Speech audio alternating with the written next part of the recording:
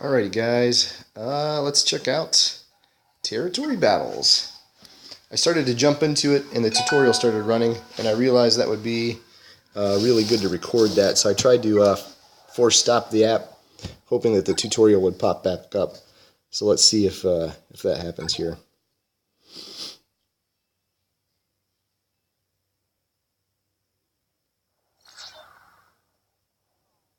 Oh, it looks like it's putting me in the middle of the tutorial. So yeah, so our goal is, of course, we want to try to score three stars in each territory. It gives us the maximum amount of stars by the end, which gives us all the best rewards. We earn stars, of course, by getting the most points. Everybody here, I think this is a good tip. Right, it's equal for everyone, but it multiplies everyone's efforts.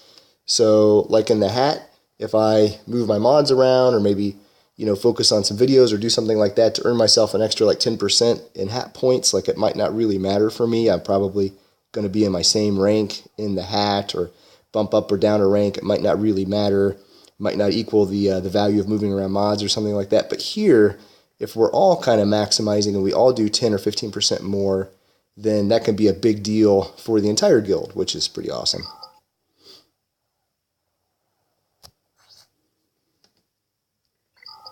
Okay, so unfortunately it didn't start off in the beginning of the tutorial. What's going to happen is the tutorial is going to tell you to tap here on territory 1, and it's going to tell you to deploy your troops. Let me see if I'm getting the correct spot here.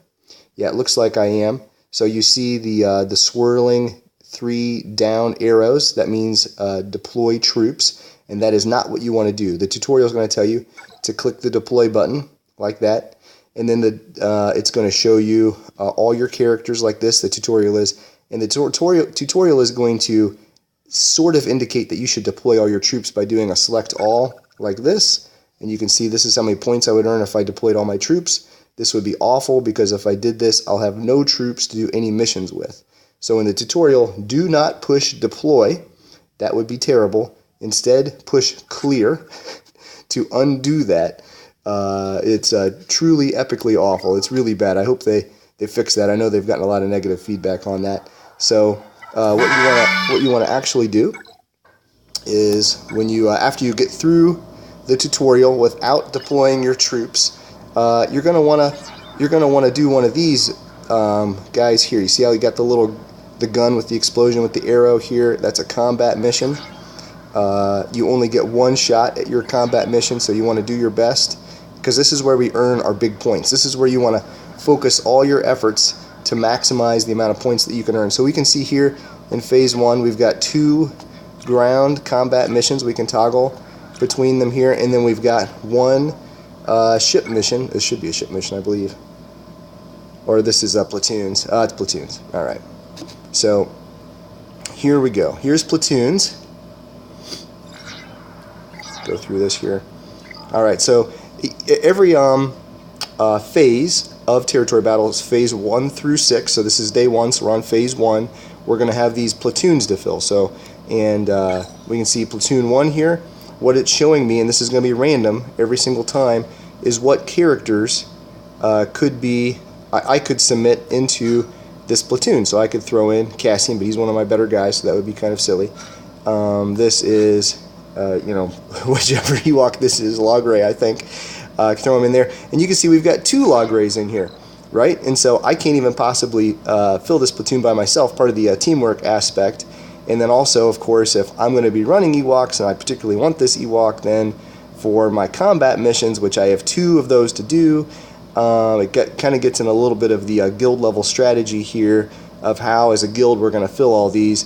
But basically, since we're at phase 1 and the requirement is 2 stars, we should essentially have no problem filling all of these platoons unless we get unlucky and there's a lot of duplicates. Like here, let's see, what's a character people might not have? Let's say, I don't know, Baris perhaps might be someone not everybody has. And so if each of these platoons here, see it's random, every single platoon, were a lot of Barises, right? That could be a problem. Or let's say if it was Chase, and luckily I'm not seeing any Chases. Well, there's one Chirrut there. no bases so far. There's another Chirrut and a base. See, and that could become a problem because people with Chirrut and bays probably want to use them in their combat missions. So then we got to kind of decide whose Chirrut and whose bays is going into these platoons. So because as a guild, we just have to fill these spots one time out of all 50 of our members. So we just need, you know, 2 people to have a Chirrut for platoon 5 and a Chirrut for platoon 6. Amongst our whole guild, we just need to take 1, 2 Chirruts and get them in there and fill these up. So my suggestion would be is to do your combat missions first, and then we'll fill the platoons, except you want to kind of look through and see if there's a high demand character like Chirrut and bays. Those are going to be high demand critical characters, and perhaps even there's a Biggs here. You know, if everybody was wanting to use Biggs because he's really good in light side. But looking through here, I'm thinking probably only those 2 Chirruts and that 1 bays is going to require any real discussion by guild leadership. Everyone else, we should basically be able to fulfill all of these because it's a 2-star requirement. That's really easy to hit.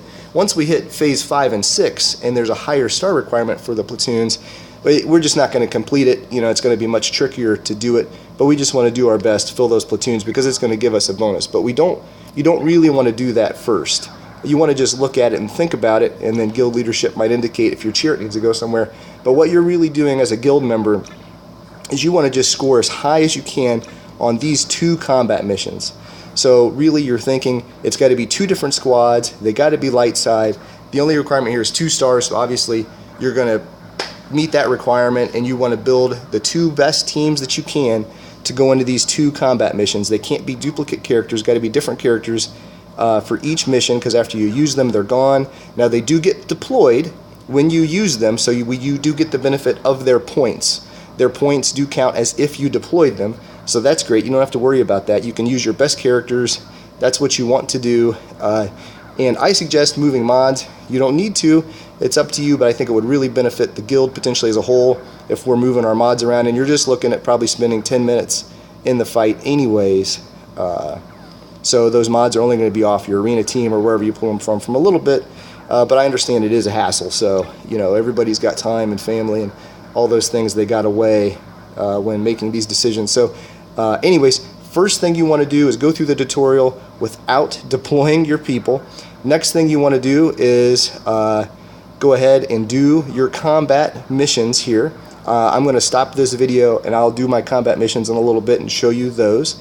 But you want to build the best team of 5 guys you can and get as far as you can in that mission. After you finish your 2 combat missions, that's where you want to go back up here into the platoons. You want to fill the platoons the best that you can, and then after you fill those platoons the best that you can, then you're going to go into this deploy area, and you're going to take all the rest of your stuff that you have available. You're going to hit select all, and you're going to deploy it, and that's going to give us points, and then you will have used, you know, your whole side, your light side, your dark side, your ships, everything gets deployed and used for phase 1. And then what's cool is tomorrow's phase 2, everything gets reset. You get everybody back, so there's no reason to hold back. You want to do the best job that you can, utilize the people the best that you can for phase 1, because tomorrow is a brand new day. You get everybody back, you get to do it again. Alright guys, good luck. Go guild, whatever our name is, Cryptex Guild. Maybe it's J2K3's Guild. No, it's definitely not J2's Guild. Alright guys, thanks for listening. Good luck. More awesome content to come from me. Oh, my name's Dan. You might know me as Doc Rain. Anyways, peace out.